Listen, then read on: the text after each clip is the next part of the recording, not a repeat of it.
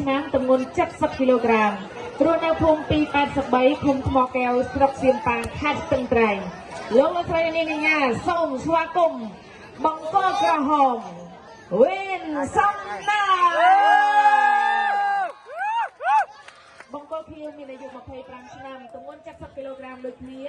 ស់នៅភូមិស្លែងពណ៌ឃុំត្រពាំងតៅស្រុកអន្លង់វែងខេត្តឧត្តរមានជ័យលោកនាងកញ្ញាសូមសម្លេងស្វាគមន៍បង្គោលខៀវអ្នកលេងឆ្លងដែនចាំសីហា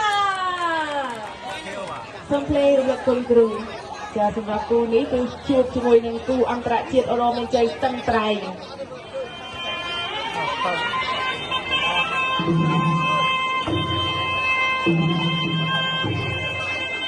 យ៉ាគូនេះគឺគូពិសេសបងប្អូនចា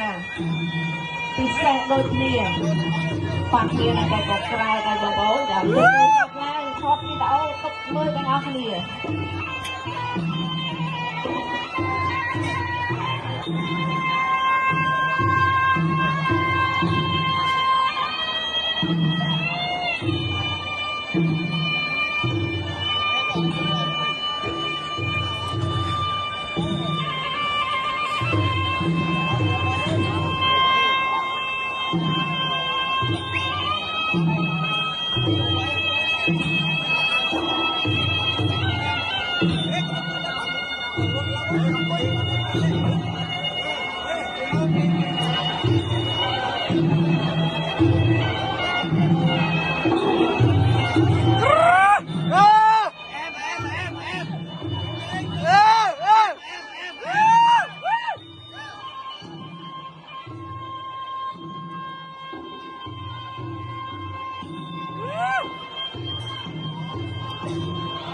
mày tam khung mê con khủng mà em